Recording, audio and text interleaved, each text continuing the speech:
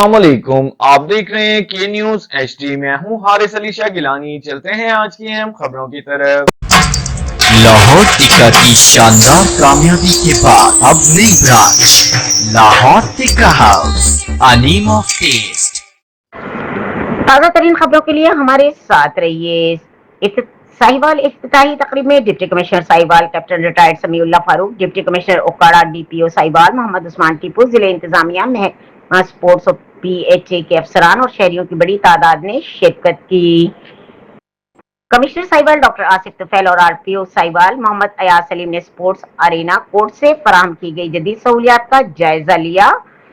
RPO Sahiwal Mohammad Ayaz Saleem, commissioner Sahiwal doctor Asif Tufail ने Sahiwal division के पहले Maryam Nawaz sports arena court का बाकायदा इफ्तिताह किया।